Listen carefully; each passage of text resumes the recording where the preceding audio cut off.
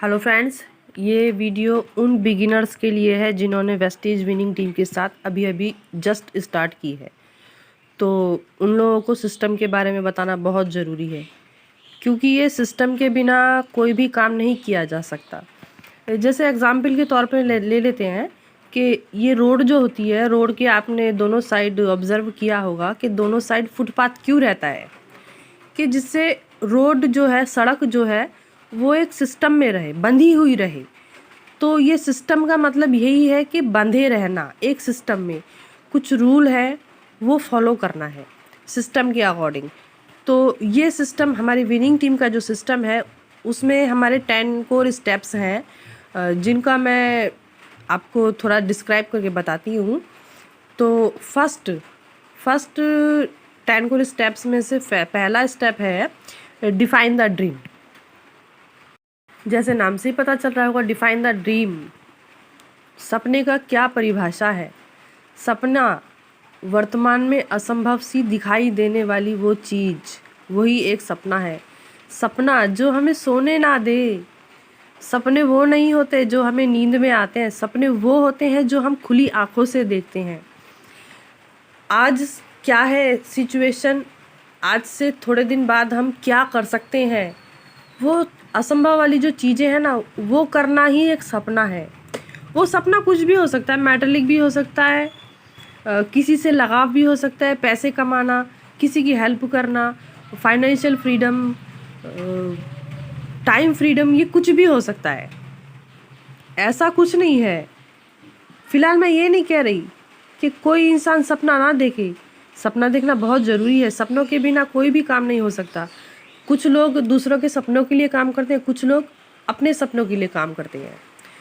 तो ये तो हो गया पहला स्टेप। सेकंड स्टेप है बुक्स, CPCD मीटिंग्स। ये बुक्स पढ़ना क्यों ज़रूरी है? बुक्स पढ़ेंगे तो नॉलेज मिलेगी। CP सुनेंगे, CP मतलब हमारी CP मीटिंग्स होती हैं, वो लेना बहुत ज़रूरी है इम्प्रूवमेंट के लिए, डेवलपमेंट के लिए, सेल्फ डेवलपमेंट के लिए। मीटिंग्स में अगर नहीं जाएंगे तो हमारी ग्रोथ नहीं होगी, राइट। CD देखिए, अब अगर आपको अपने बच्चे को डॉक्टर बनाना है तो आप कहाँ जाके बनाएंगे? डॉक्टर के पास ही जाके डॉक्टर बनाएंगे ना, डॉक्टरी लाइन में देंगे आप। तो यहाँ हम उन लोगों की CD सुनते हैं जो ऑलरेडी नेटवर्क मार्केटिंग या वेस्टीज विनिंग टीम के साथ पहले से ही सफल हैं। तो उन लोगों के एक्सपीरियंस हम लोगों के साथ वो शेयर करते हैं without any intention, wrong intention. मतलब उनका कोई, वो खुद तो सफल हुए ही हैं और उनका यही रहता है कि वो हम लोगों को भी सफल बनाए। तो सेकंड स्टेप हो गया बुक्स, CPCD मीटिंग्स। ये थोड़ा शॉर्ट में मैं बता रही हूँ, लंबा बताने के लिए बहुत सारा टाइम लग सकता है। थर्ड है 100% प्रोडक्ट यूज़। ये क्यों करना है? अब भाई सपना देख लिया, बुक्स पढ़ ली, CP सुन ली, CD सुन ली, मीटिंग्स ले ली, अब ये 100% प्रोडक्ट यूज़ क्यों करें? अरे जब तक हम अपने प्रोडक्ट्स के बारे में कॉन्फिडेंट नहीं होंगे तो हम दूसरे के नहीं बता सकते, क्योंकि ये बिजनेस ही पूरा का पूरा शेयरिंग का है, राइट। तो जब हम दूसरों को बताएंगे फुल कॉन्फिडेंस के साथ, क्योंकि यहाँ पर जो हमारी इनकम होने वाली है वो इसी स्टेप के ऊपर डिपेंड करती है। प्रोडक्ट यूज़ करना है और उसको रेफ़र करना है प्रोफेशनली, राइट। फोर्थ स्टेप है आपका मेक अ लिस्ट। अब भाई ये लिस्ट किसकी बनानी है? ये लिस्ट बनाने का मैं आपको एग्जांपल देती हूँ। जब भी किसी की शादी होती है तो हम सबसे पहले क्या करते हैं, किसको बुलाना है, नहीं बुलाना है, उन लोगों की लिस्ट बनाते हैं बाकायदा, उन लोगों के नाम लिखते हैं, उस हिसाब से हम उन लोगों को इनवाइट करते हैं। तो यहाँ हमें पहले अपने इर्द गिर्द जो लोग हैं उन लोगों की पहले लिस्ट बनानी है। ये लिस्ट का भी एक पूरा का पूरा प्रोसेस है, वो मैं किसी वीडियो में आपको बताऊंगी, आपके साथ शेयर करूंगी वो भी आपके साथ, राइट। तो लिस्ट बनाना है। जो हमारे आजकल तो सभी के पास स्मार्टफोन है, स्मार्टफोन में तो हज़ार नंबर रहते हैं आप लोगों के पास। तो वो लिस्ट बनाइए, वो सभी के नाम लिखिए, उन लोगों के नंबर्स लिखिए, उस हिसाब से लिस्ट बनाइए, राइट। फिफ्थ हो गया कॉन्टैक्ट एंड इनवाइट। अब लिस्ट बना ली, अब कॉन्टैक्ट करना है कैसे? कांटेक्ट करने के लिए सबसे मेन हो गया कि आप बस पूरा का पूरा प्लान मत दिखाओ यहाँ पर, आप बस उनको थोड़ा सा हिंट दे दो। अगर आप प्लान पहले ही दिखा दिया आपने तो वो इतना ज़्यादा इंटरेस्टेड नहीं होगा। कॉन्टैक्टिंग के टाइम पर आपको ये ध्यान रखना बहुत ज़रूरी है कि आपको बस थोड़ा सा उसे हिंट देना है कि हम एक प्रोजेक्ट पे वर्क कर रहे हैं, कंज्यूमर एम्पावरमेंट प्रोजेक्ट, बस। इसके अलावा आपको वहाँ कुछ नहीं बताना है। प्लान अगर जितना हो सके आप नेक्स्ट मीटिंग में बताइए, राइट। 6th पॉइंट है आपका, 6th स्टेप है शो द प्लान। ये ऐसी टिप है कि सामने वाले की साइकोलॉजी को समझना बहुत ज़रूरी है। उसकी साइकोलॉजी को समझने के बाद ही आप उसे प्लान दिखाइए।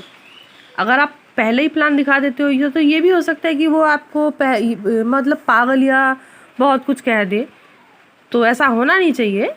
तो इससे आपका प्लान दिखाने का टाइप अच्छा ना लगे, किसी को कोई पसंद नहीं करता।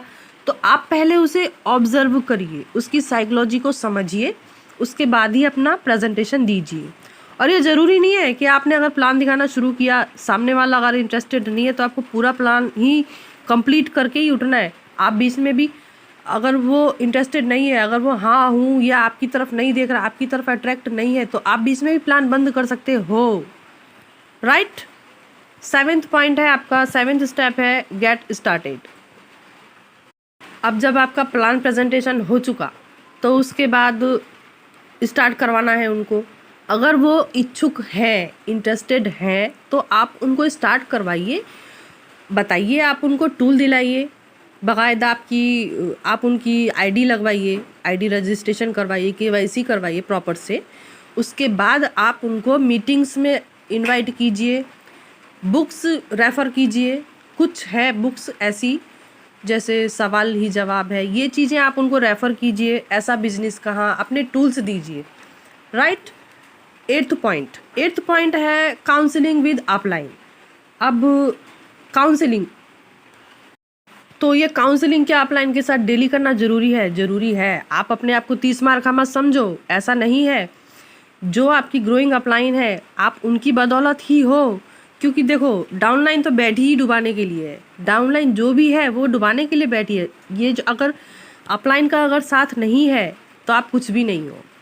ऐसा कभी भी नहीं सोचना है आपको कि नहीं, मैंने ये प्लान दिखा लिया, स्टार्टिंग करवा दी, अब मुझे अपलाइन से की कोई ज़रूरत नहीं है। अपलाइन की ज़रूरत है, क्योंकि एकमात्र अपलाइन ही है जो कर्क रेखा की तरह ऊपर बैठी हुई है। वो ऊपर से सब कुछ देख सकती है, लेकिन आप जो डाउनलाइन हो आप उसके साथ ऊपर नहीं देख सकते, आप सिर्फ अपलाइन को देख सकते हो। लेकिन अपलाइन एक ऐसा बंदा है जो आप क्या कर रहे हो, आपकी एक्टिविटी क्या है, आप क्या सही कर रहे हो, क्या गलत कर रहे हो, सब चीज़ के ऊपर आपके नज़र है उसकी।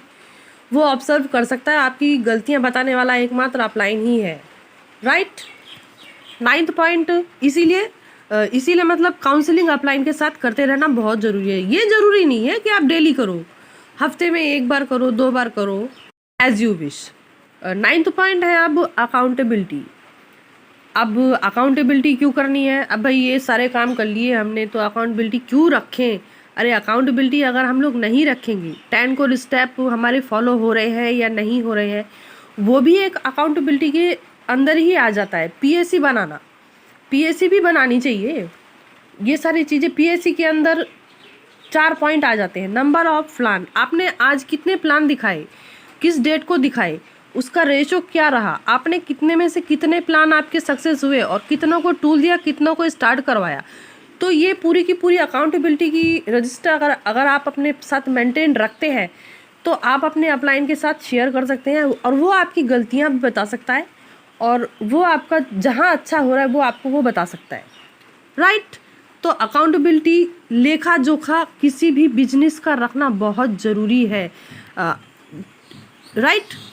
10th पॉइंट है हमारा, 10th स्टेप है लर्नेबल, टीचेबल एंड डुप्लीकेबल।